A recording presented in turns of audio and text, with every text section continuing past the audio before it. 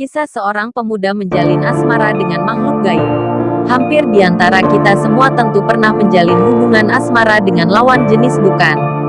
Menjalin hubungan asmara merupakan sebuah hal yang wajar bagi sebagian besar orang, terlebih untuk kita yang sudah memasuki usia dewasa.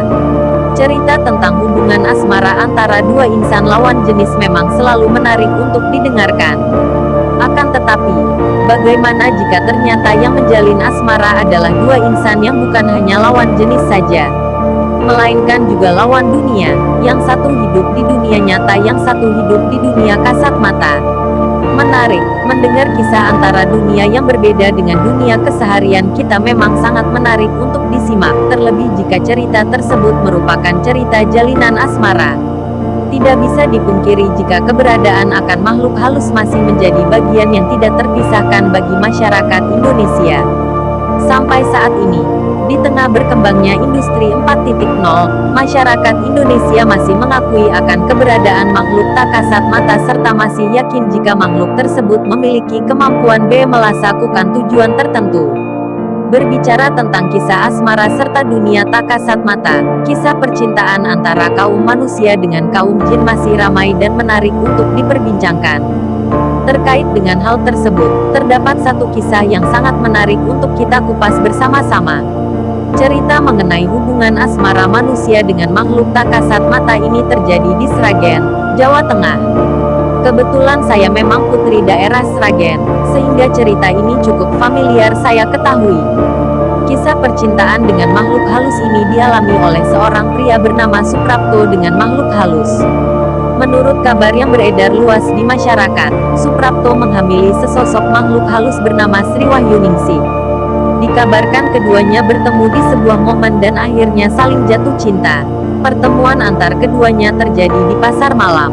Banyaknya orang yang berkunjung di pasar malam saat itu, tetap membuat Suprapto hanya jatuh cinta dengan satu gadis saja, yang mana gadis tersebut tidak lain adalah Sri Wahyuningsih. Layaknya orang yang sedang memadu kasih, mereka berdua sudah seperti suami istri. Mereka akhirnya melakukan hubungan badan. Pada suatu hari, Sri mengaku jika dirinya telah hamil.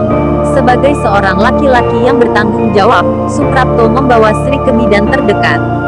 Setelah dilakukan pemeriksaan, diketahui jika Sri telah hamil dan usia kandungannya sudah masuk pada bulan ketiga. Karena pada dasarnya memang jatuh cinta, maka Suprapto berani mempertanggungjawabkan perbuatannya, dan akhirnya memutuskan untuk menikahi gadis pujaan hatinya, yaitu si Sri. Karena sudah mau menikah, maka Suprapto berniat ke rumah Sri. Sri kemudian memberikan alamat rumahnya kepada Suprapto. Tanpa berpikir panjang, Suprapto dan keluarganya langsung bersiap untuk datang ke rumah Sri. Akan tetapi, kenyataan sangat mengejutkan. Alamat yang diberikan Sri kepada Suprapto sangat janggal. Bagaimana tidak, di alamat tersebut tidak ada rumah.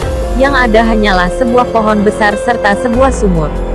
Hingga akhirnya, semuanya mencari keberadaan Sri yang sebenarnya. Suprapto dan keluarganya kembali menuju bidan tempat keduanya memeriksakan kandungan. Aneh bin ajaib, bidan mengatakan tidak pernah dan tidak ada seorang pasien yang bernama Sri yang pernah kemari. Karena tidak mau dituduh yang tidak-tidak, bidan pun memberikan catatan medis data pasiennya. Dan benar, tidak ada yang bernama Sri dalam catatan itu. Hingga akhirnya, kisah tersebut menyebar ke masyarakat luas sampai terdengar kepada orang yang memiliki keahlian spiritual. Orang tersebut mengatakan bahwa benar adanya pohon tersebut memiliki penunggu, dan lain tidak lain, penunggunya adalah Sri.